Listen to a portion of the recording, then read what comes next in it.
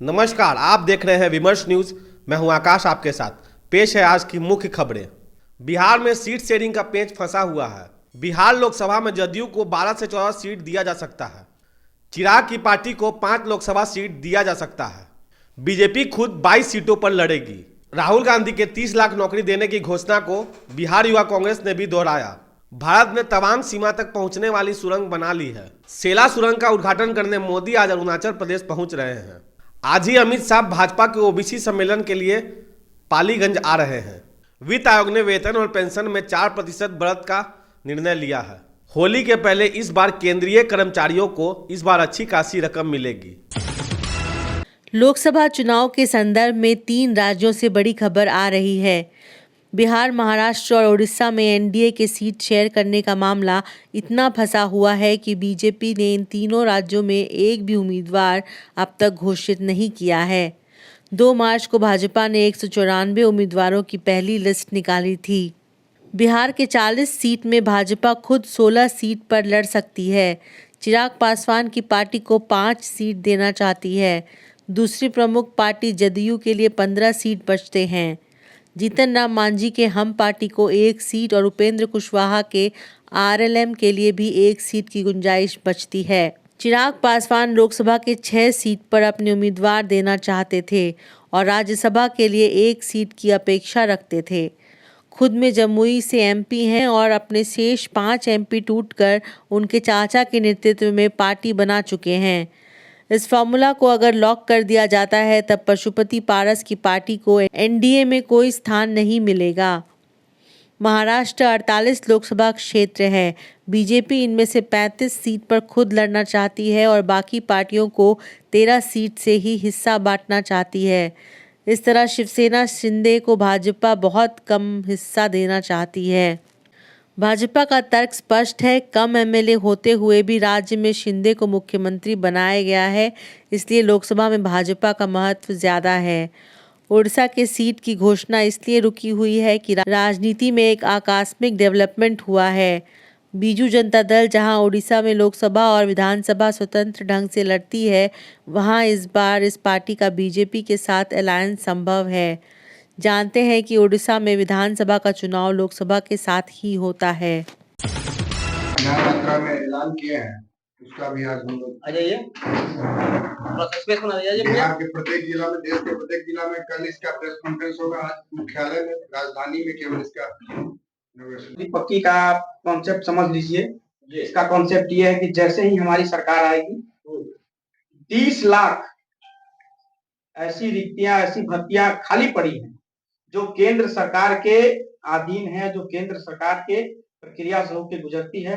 हम उन्हें तत्काल प्रभाव से, पहला काम यही करेंगे कि उन 30 लाख पदों को तत्काल प्रभाव से भरेंगे और जे देश में जो 90% को जो वंचित रखा जा रहा है, उसे उसके अधिकार से दूर रखा जा रहा है, उसे हक से दूर रखा जा रहा है, उसका हक देने का काम करेंगे। युवा तो हमारे देश के अंधकार में है ही, इसलिए ये युवा रोशनी जो है प्रत्येक जिला में, पूरे भारत के राष्ट्रीय स्तर पे एक निधि तय की जाएगी जिसका हर एक जिला का अपना उसका हिस्सेदारी होगा और वो उस राशि को उस जिला के युवाओं को स्टार्टअप के लिए दिया जाएगा, अनुदान दिया जाएगा। हम लोगों ने इस बात को तय किया है कि इस पेपर लीक और कदाचार मुक्त को, कि पेपर लीक हो जाता है, ये पेपर लीक जो 90% का हिस्सा 5% वाले धन के बदौलत चुरा लेते हैं और 90% इससे हमारे जो साथी हैं, जो युवा हैं, जो दूर रह जाते हैं, इसको खत्म करने के लिए हमने कड़ा से कड़ा कानून बनाने का ये इस युवा न्याय में वादा किया है। अरुणाचल प्रदेश में सेला दर्रा के पास से भारत ने सुरंग बनाकर तैयार कर लिया है। इसका उद्घाटन करने के लिए प्रधानमंत्री नरेंद्र मोदी अरुणाचल के पश्चिम कामेंग जिला में पहुंचेंगे। इस सुरंग के बन जाने के बाद एलएसी यानी चीन और भारत के बीच लाइन ऑफ एक्चुअल कंट्रोल के नज़दीक तक सेना का पहुंचना आसान हो जाएगा। बरसात की वजह से और ज़मीन के खिसकने की वजह से रास्ते का जो संकट आता है, अब ऐसा नहीं होगा। बहुत जल्दी सेना तवांग तक पहुंच सकेगी। ये सुरंग अरुणाचल प्रदेश के तवांग इलाके के लिए है, जहां 6 वर्ष पहले चीनी घुसपैठ की वजह से भारतीय सेना को जवाबी कार्रवाई करनी पड़ी थी।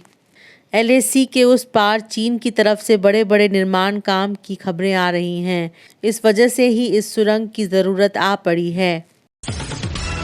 कांग्रेस ने आज 39 लोकसभा उम्मीदवारों की पहली लिस्ट जारी कर दी है। राहुल गांधी दोबारा वायनाड सीट से ही लड़ेंगे। इसके पहले उन्होंने 7 लाख मतों से अपने सामने खड़े सीपीआई के उम्मीदवार को हराया था। वायनाड से राहुल गांधी लगातार 3 दफा से लोकसभा एमपी बनते आ रहे हैं। छत्तीसगढ़ से पूर्व मुख्यमंत्री भूपेश बघेल को भी उम्मीदवारों की पहली लिस्ट में रखा गया है। वे ओबीसी उम्मीदवार छत्तीसगढ़ के राजनांदगांव से लड़ेंगे। बीजेपी का भी इस क्षेत्र पर कब्जा है। कांग्रेस ने अपने दिग्गज नेताओं को यह संदेश दिया है कि लोकसभा चुनाव लड़ने को तैयार रहें। केरल, कर्नाटक, तेलंगाना, छत्तीसगढ़, राजस्थान, नागालैंड, सिक्किम, त्रिपुरा के 39 सीट के साथ कांग्रेस ने शुरुआत की। लिस्ट में केसी वेणुगोपाल और शशि थरूर भी हैं। दिग्गज कांग्रेसियों को लेकर जारी किए गए इस लिस्ट ने लोकसभा लड़ने के लिए सबको तैयार रहने का संदेश दिया है। सचिन पायलट और अशोक गहलोत के साथ साथ दिग्विजय सिंह और कमलनाथ को भी लड़ने के लिए तैयार रहना पड़ेगा। कांग्रेस ने युवा न्याय के 4 सूत्र की घोषणा की है। सरकार बनाते ही 30 लाख सरकारी नौकरी देने की राहुल गांधी की घोषणा को फिर से दोहराया गया है। देश भर में प्रधानमंत्री मोदी जी का कार्यकाल में 10 साल के अंदर ओबीसी समाज का मान सम्मान गौरव बढ़ाते हुए ओबीसी और अति पिछड़ा वर्ग समाज के कल्याण के लिए जो भी योजना बनाए, ये सब मुद्दे को लेकर लगभग 10,000 सामाजिक सम्मेलन करने का राष्ट्रीय ओबीसी मोर्चा तय किया गया है। उसी कड़ी में कल 9 मार्च को बिहार पटना के अंदर पालीगंज एक महासम्मेलन आयोजित किया गया। मुख्य अतिथि के रूप में हमारे गृह मंत्री अमित शाह जी पधारे। उनके अलावा यहाँ के प्रदेश अध्यक्ष, उप मुख्यमंत्री, सभी नेतागण उस महासम्मेलन में शामिल हो रहे।